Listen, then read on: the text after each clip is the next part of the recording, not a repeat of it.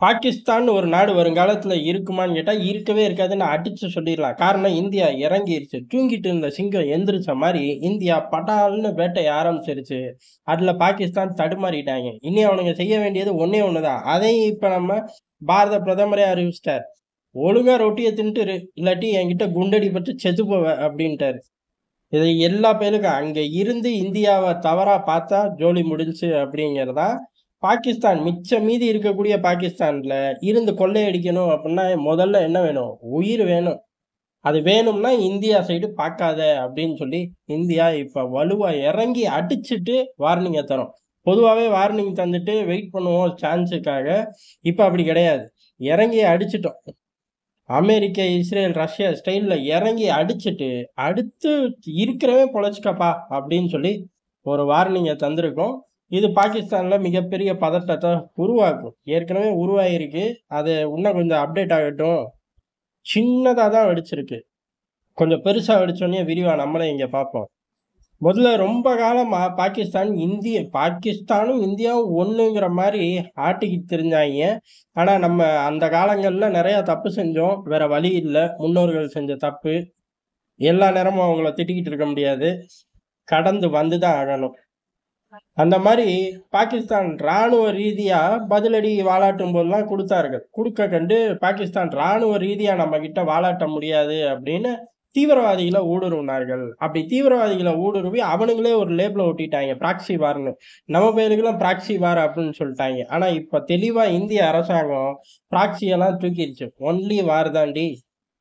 தெளிவா தீவிரவாத சம்பவமா, அடுத்து யுத்தம் தான். இந்தியா மீது யுத்தம் ஆரம்பிச்சுட்டீங்க அப்படின்ட்டு நாங்க தாக்குதல் நடத்துவோம் அப்படிங்கிறது தான். இது ரொம்ப எதார்த்தமான உண்மை. காரணம் என்ன அப்புட்ன்னா, இப்ப ஈரான், இஸ்ரேல் மீது செய்யலாம் ப்ராக்ஸி வார எடுத்துக்கலாம். காரணம் அவனுங்க கிட்ட சாலிடா அவனுங்க ப்ராக்ஸின்னாலும், அவனுங்க கிட்ட ஒரு நிலப்பரப்பு இருக்கு. லெபனானுக்குள்ள சாலிடான நிலப்பரப்பு இருக்கு. காசாக்குள்ள நிலப்பரப்பு இருக்கு. ஈராக்குள்ள கேட்கவே வேணாம். நிலப்பரப்பு இருக்கு. இந்த 3 லொகேஷன்கள்லயுமே அரசாங்கம் மாரியே ரன் பண்ணிக்கிட்டு இருக்காய்ங்க. அவர்களுக்கான ஆயுத சப்ளைய ஈரான் பாக்குது. இது ப்ராக்ஸி. ஏமன், ஹவுதி கேட்கவே வேணாம். இதுதான் ப்ராக்ஸியே ஒழிய, 4 தீவிரவாதிகள உள்ள அனுப்பி, அத ப்ராக்ஸின்னு லேபிள் ஒட்டுறதுல அர்த்தம் கிடையாது. ஆனா ரொம்ப காலமா இதை நம்மளும் ஏத்துக்கிட்டு தான் இருந்தோம். ப்ராக்ஸி வார் அப்படின்னு சொல்லிக்கிட்டு இருந்தோம். இப்ப அரசாங்கங்கள் தெளிவா ப்ராக்ஸிய கட் பண்ணி விட்டார்கள். வார் மட்டும்தான். ஆக்ட் ஆஃப் வார். அடுத்த தீவிரவாத சம்பவம் அப்படிங்கிறது ஒரு யுத்தம் அப்படின்ட்டார்கள். இத எப்ப வார்னிங் குடுக்குறோங்கிறது தான் ரொம்ப முக்கியம். ஏற்கனவே நடந்த சம்பவத்துக்கு ஒரு யுத்தத்தையே மேற்கொண்டுட்டோம். 20% ஒரு நாட்டோட ராணுவத்தோட வலிமை. அது என்னவா வேணாலும் இருந்துட்டு போகுது. எல்லாத்துக்கும் அண்ணன் அமெரிக்கா தான் அப்படின்னு தேவை கிடையாது. கடைசி வரிசையில எவனோ ஒருத்தன் இருப்பான். அவனா கூட இருந்துட்டு போறான். அவன்கிட்ட இருக்கிறதுல 20% போச்சு அப்படின்னா என்ன ஆகும்? 20% போகக்கூடிய காலகட்டம் அப்படிங்கிறது மிகப்பெரிய திண்டாட்டத்துல இருக்காய்ங்க. பொருளாதார ரீதியா. அப்ப 20% எப்படி தேத்த முடியும்? அதுவும் ராணுவ ரீதியா. வாய்ப்பே இல்ல. அப்ப அவ்வளோ பெரிய ஒரு யுத்தத்த 3 நாட்கள்ல செஞ்சு சாதிச்சிருக்கோம். சாதிச்ச அப்பாடு தான் இந்தியாவோட ஸ்டேட்டஸ் கோவ மாத்துறோம். என்ன அப்படின்னா, தீவிரவாத செயல்கள ப்ராக்ஸி யுத்தமா பார்க்க மாட்டோம். ப்ராக்ஸி யுத்தம் என்ன? ப்ராக்ஸியே ஒழிச்சு கட்டறதுக்கு பெரிய அளவுல போராடுவார்கள். எப்படி இஸ்ரேல் லெபனான் கூட போராடுதோ, அதே மாரி இந்த பக்கம் ஏமனு, காசா இந்த இடங்கள் பூரா ஈரானோட ப்ராக்ஸி தானே. உச்சபட்ச கோவம் வரும்போது ஈரானுக்குள்ள போய் அடிப்பாய்ங்க. அத தாண்டி ஒண்ணும் பண்ண முடியாது. ஈரான் கூட நேரடி யுத்தத்துக்கு போமாட்டேங்கிறார்கள்ல. இது ப்ராக்ஸி. ஆனா நீ தெளிவா ஒரு 4 திருட்டு பயலுகள செட் பண்ணி வச்சுட்டு, ஒரு ப்ராக்ஸி யுத்தம் அப்படின்னு கன்வே பண்ணிக்கிட்டு சுத்திக்கிட்டு இருக்கேல்ல, இங்க வா. பெல்ட்ட உருவி அடிக்கிறேன் பாரு அப்படிங்கிற மாரி இந்தியா இறங்கி அடிச்சிருக்கும். இதுக்கப்புறம் ராணுவ ரீதியா போராட முடியாதுன்னு ஏற்கனவே சரண்டர் ஆயிட்டாய்ங்க. சரண்டர் ஆயி தான் தீவிரவாதிகள முன்ன அனுப்பி வச்சு பின்ன தாக்குறது.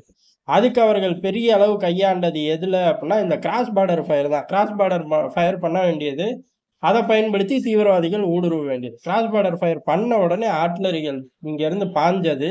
ரொம்ப காலம் முன்னாடி 5, 6 வருஷத்துக்கு முன்னாடி. அந்த மாரி கிராஸ் பார்டர் ஃபயர் அப்டின்னாலே, நீ திருப்பி ஃபயர்லாம் பண்ணாத. ஆர்ட்டிலரி சப்போர்ட்டடு அதுக்கப்புறம் என்ன சப்போர்ட் வேணாலும் ராணுவத்துல எடுத்து, தொலைச்சு எறிஞ்சிரு அந்த பக்கம்ன்னோனயே, தபால் அடியா சுட்டுட்டு தீவிரவாதிகள் ஓடுனோனே வீட்டுக்கு கிளம்புனவன், நமக்கே டிக்கெட் கில்ஸ் குடுப்பாய்ங்கன்னா சுடுவானா? சுடவே இல்ல. கிராஸ் பார்டர் ஃபயரே நின்னுச்சு.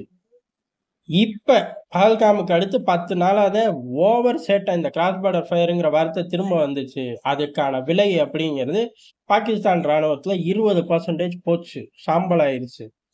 ஸ்குவாட்ரன் தளபதிக்கெல்லாம் டிக்கெட் கிழிச்சு குடுத்துட்டோம். அசீம் முனீருக்கும் குறிய வச்சுட்டோம்னு வெளிப்படையா வார்னிங் ஷாட் அவனுக்கும் குடுத்தாச்சு. பங்கர் கிட்டயே வெடிச்சா வார்னிங் ஷாட் தானேய்யா! தெரிஞ்சு தானே ஃபீல்டு மார்ஷல் பதவிலாம் வாங்கி நடிச்சுக்கிட்டு உசுரு வாழ்ந்துகிட்டு இருக்கேங்கிற மாரி அந்த ஆள் மனசுக்குள்ள உளறிக்கிட்டு தான் இருப்பான். வெளில காட்டிக்க மாட்டான். இந்த அளவு எல்லா சம்பவங்களையும் செஞ்சுட்டு, இனி பாகிஸ்தான் தீவிரவாத தாக்குதல நோக்கி வந்தா யுத்தம் அப்படின்னு சொல்லி அறிவிச்சுட்டோம். அந்த அறிவிப்பு அப்படிங்கிறது பாகிஸ்தான் மக்களுக்கும் சேர்த்து அறிவிச்சுட்டோம். காரணம் நீ இளிச்ச வாயனா இருக்கியோ, இல்ல திருடனா இருக்கியோ எங்களுக்கு தெரியாதுப்பா. அத கண்டுபிடிக்க வேண்டிய தேவையோ, நேரமோ எங்ககிட்ட கிடையாது. நீயா பொழச்சுக்க. தீவிரவாத நோயிலிருந்து வெளில வந்துக்க. ரொட்டிய தின்னு பொழச்சுக்க. இல்ல என் புல்லட்ல அடிபட்டு சாவ அப்படின்னு சொல்லி பாரத பிரதமர் நேரடி எச்சரிக்கையே குடுத்துட்டார். இனி ஒரு பயலும் அங்கிட்ட தீவிரவாத பக்கம் போமாட்டான். போறவனுக்கு டிக்கெட் கிழிச்சு குடுத்துருவோம். சிம்பிள். அதே மாரி அடுத்த தீவிரவாத தாக்குதலுக்கெல்லாம் திட்டங்கள் தீட்டும்போதே மர்ம நபர்கள் வேட்டையாடிருவார்கள். அத மீறி சம்பவம் எதுவும் பண்ட்டாய்ங்க அப்டின்னா, ஆசிம் முனீர் தல இருக்காது அப்டிங்கிறதையும் இப்ப அறிவிச்சிருக்கோம். தடாலடியா டக்கு டக்குன்னு இந்தியா அறிவிச்சுக்கிட்டு இருக்கு. ஊர் உலகம் கால்ல பூரா விழுகுறாய்ங்க. எதற்கு அப்டின்னா, இந்தியாவ அடிக்கக்கூடாதுன்னு இல்ல. திருப்பி அடிக்க போறதில்ல.